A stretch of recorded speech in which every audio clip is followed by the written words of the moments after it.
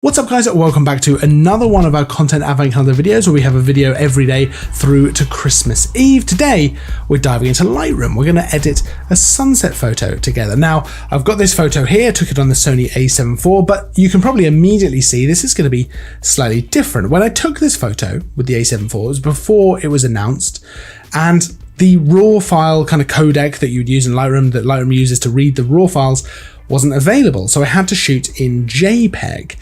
And I was shooting a sunset, so I was a little bit concerned about being able to pull back details from the highlights and the shadows and stuff like that. So I decided to shoot in S-Log3, even though it was a photo and not a video. And actually, I'm pretty pleased that I did, because it gives me a lot of room, it gives me a lot of dynamic range to pull back details in both the highlights and the shadows, which is important in a situation like this with the sunset where we have quite a contrasty kind of scene. We might have a very dark foreground, very bright sky, but as you can see, it's all very flat at the moment. It's all very colorless and low contrast, which is exactly what we want, because we're going to add in the contrast, the saturation, and all of that stuff. So that's an interesting way to kind of initially approach a photo like this. Let's dive in and let's start editing. So what I want to do is come out with a nice photo where the Lightroom is kind of the central subject with a beautiful burning sky above and the darker kind of, rugged landscape kind of foreground to this as well. This is up on Beachy Head if you're interested. I absolutely love that location. And I'm always finding new ways to take photos of this lighthouse. It's a great place to go and take photos, to be honest. And I'm very lucky that it's not very far away. So let's start off with some pretty obvious stuff. Let's go ahead and add some contrast to this. We'll just bump that up a bit. We obviously might come back and adjust some of this. Let's bring the highlights down a touch. I'm actually going to bring the shadows up a bit. I'm going to bring the highlights down even further. Look at how much detail we have in this sky though. For JPEG, this is fantastic. I'm actually going to bring the blacks down and the whites up a little bit as well. And the texture up a touch. Clarity up a decent amount. Now again, we might come back to some of this. Vibrance is going to come up quite a bit, as is saturation. Now tone curve, I often leave this alone at first, but we're going to dive straight in this time. I'm going to bring down the kind of shadow part. So I'm going to select a point there and just drag it down, and the highlights, I'm going to drag them up a little bit as well. I might just adjust that slightly, and I might even bring this shadow part up here. I don't want to darken the foreground too much, but we can always do that later if we want to as well. So let's scroll down here to the hue, saturation, and luminance panel. Now, first of all, let's bring that orange down to more of a burning orange. Yellow's down towards the orange as well. I want that sky to really be on fire. Green's down to yellow a little bit, and then the blues towards the aqua slightly. Saturation, absolutely going to pump that orange up, pump that yellow up a little bit. I'm going to leave luminance for now because we're going to come back. Let's come to color grading. We can add some kind of orange. I think we'll probably add a little bit of orange to all three of these, the highlights, the shadows, and the midtones. And then we can go ahead and kind of adjust it after the fact. But actually, I think that looks quite good. In fact, I might come up to the top now, sort of darting around all over the place, but that's often how I'll choose to edit, just to one thing affects another thing, affects another thing. I want to affect this white balance a little bit. That might be too warm. I want to warm it up, add a little bit of magenta, but that might be a little too much. But you know what we're going to do? We're going to carry on with it like this, because this is a global adjustment. And so that means we're affecting the whole photo. We're going to come to doing some local adjustments shortly, and I think that will probably change up some stuff in pretty meaningful ways. I'm going to add a little bit of sharpening, not too much, but let's bring that up to 20. I can ignore the lens correction because there's no metadata, I don't think, to actually be able to see what the lens was. So Lightroom's certainly not going to be able to correct for any distortion, but I don't think there's anything particularly noticeable there that needs correcting. This is probably shot on the 24-70. Yeah, I think it was f2.8 G Master. What a lens. What an all-rounder. Right, let's pop a bit of vignetting on there. Not too much, but just a touch. And then with the calibration, let's bring the orange over or the red primary over towards the orange, the blue primary over towards teal. Great place to sort of start. We can move away from that if we want to, whatever we want to do. Now, the next thing I want to do, I've done a bit of a nice sort of global edit there. I want to come into the crop overlay, and I want to make this 16:9 to begin with, because I think it'll work really well with kind of a wide feel to it. I'm going to bring that in a little bit. The a7 IV's got good high resolution, much higher resolution than the a7 III, which I would normally shoot on.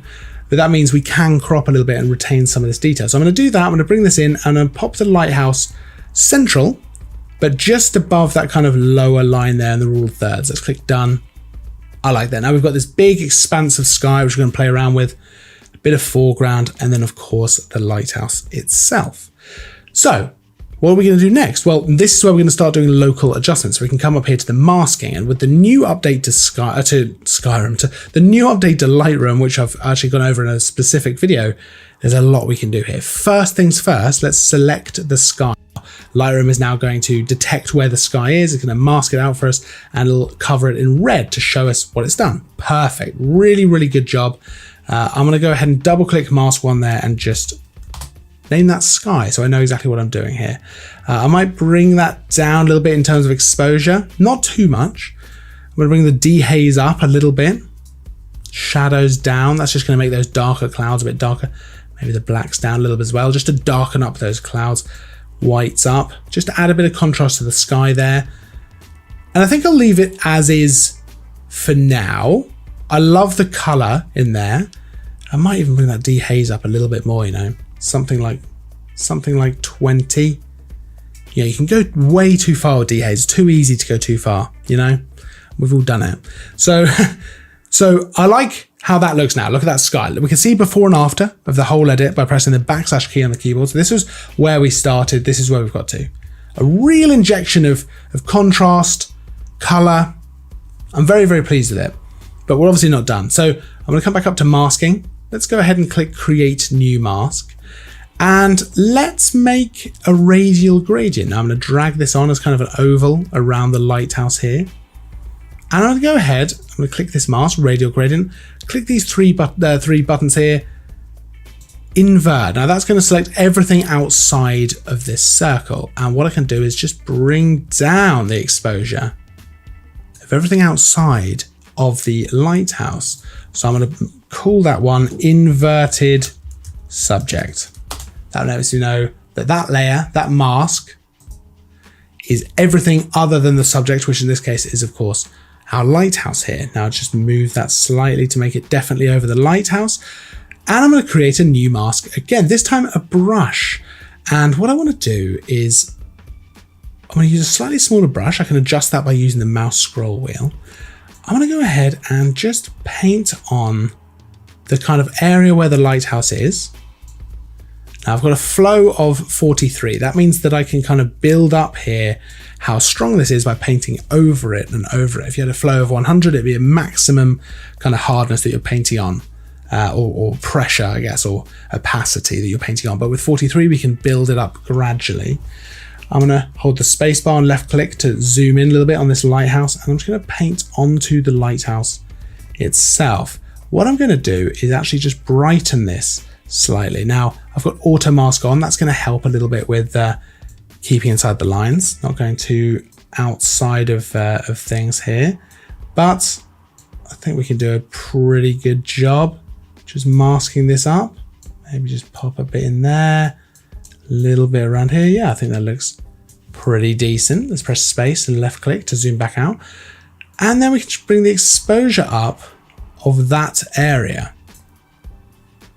And that's going to help with just sort of making that pop a little bit compared to the rest of the foreground here. Now we can go one step further here, but first let's name this layer. Let's call this lighthouse. What we can do is we can create a new mask. You know what else I might do actually before we do that? On the lighthouse mask, I'm just going to add a bit of clarity as well. I'm pretty happy with that. Now I'm going to create a new mask, a linear gradient. And this one I can drag in from the bottom. I'm just going to sort of cover the main bits of the foreground here. You can see it kind of feathers its way up. It's very nice.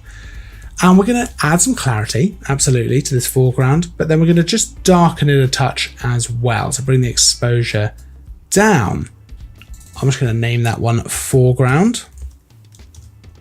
Lovely. Okay, so let's have a look. Let's press done here. Let's have a look at where we were and where we are now. So that's where we started. And again, this is just the / key. That's where we are now. We can press Y to see side by side. Look at the huge difference we've made here.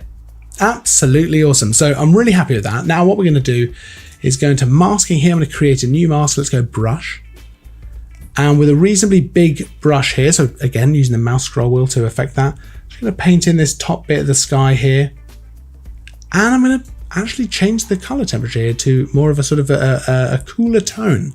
Add a bit of blue in there, because I think that's going to sort of offset that flaming kind of orange sky. And I think that actually looks really nice. What we can also do, if we come back in here, we've got this called mask 1. So let's call this, double click and name this sky top. Then we know. I'm going to darken that bit of the sky as well. Not too much, but just a little bit. And look at that. I am really, really happy with how that has come out. Let's do backslash again. Before, after, before and after next to each other. Of course, that's Y on the keyboard.